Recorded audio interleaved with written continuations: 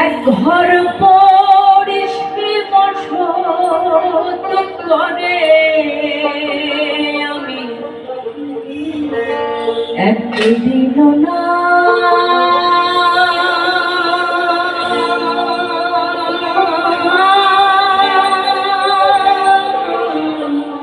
বাড়ির কাছে আরশিনগর, সেথা পড়শি বসত করে। খাঁচার ভিতর অচিন পাখি কেমনে আসে যায়, এমন অসংখ্য জনপ্রিয় গানে কণ্ঠ দিয়েছেন ফরিদা পারভিন। লালন কন্যা খ্যাত এই শিল্পী গত 13 সেপ্টেম্বর পাড়ি জমান পরপারে।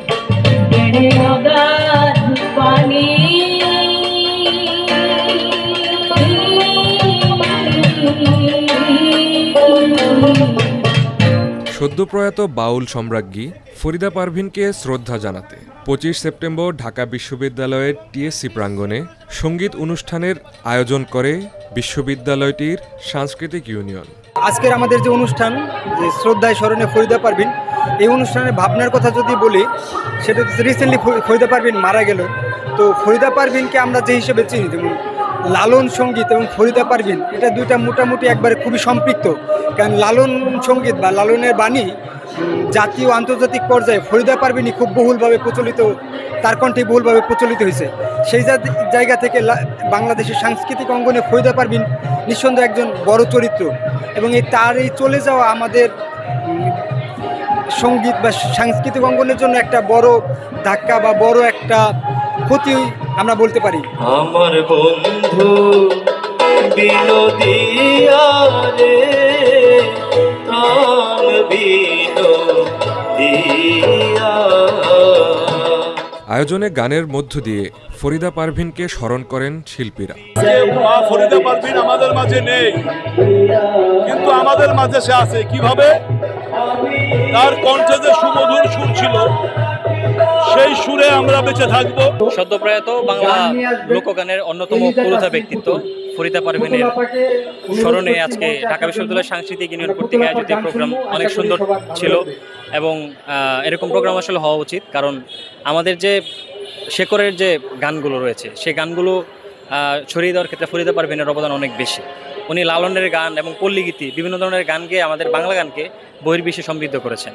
তো এই ধরনের অনুষ্ঠান আসলে ঢাকা বিশ্ববিদ্যালয়ে চালু রাখা উচিত, এবং আমাদের যে আবহমান গ্রাম বাংলার কালচার, এই সংস্কৃতির চর্চা ঢাকা বিশ্ববিদ্যালয়কে আসলে ছড়িয়ে দেওয়া উচিত।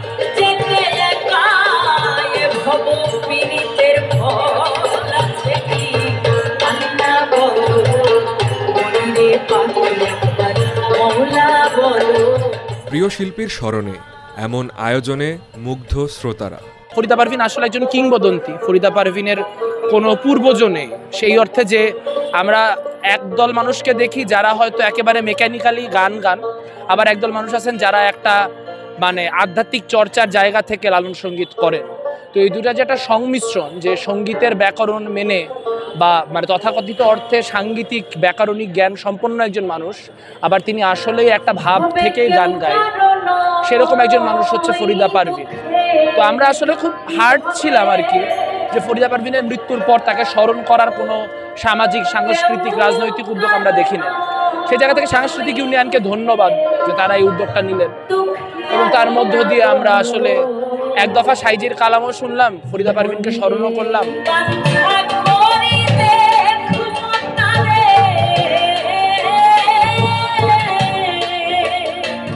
সঙ্গীত ভালোবেসে ফরিদা পারভিন গড়ে তুলেছিলেন অচিন পাখি নামের একটি সংগঠন।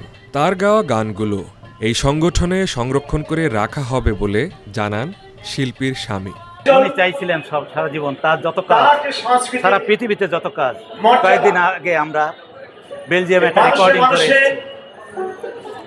ফরিদা পারভিনের 6টা আধুনিক লালনের গান, আমার বাঁশি এবং ওদের মিউজিশিয়ান, ওদের আদম, সেটা এই যে ধারা, সেই সমস্ত কাজগুলো, যত কাজ জাপানে, যত কাজ সারা পৃথিবীতে, আমেরিকাতে, কানাডাতে, সমস্ত জায়গায় যত কাজ করেছে, আমরা চেষ্টা করবো এগুলো সব একটা আর্কাইভ করার জন্য। অচিন পাখিতে এসে আর্কাইভ, ভক্তের মাঝে বাধা আছে, ভক্তের মাঝেই ফরিদা পারভিন বেঁচে থাকবেন।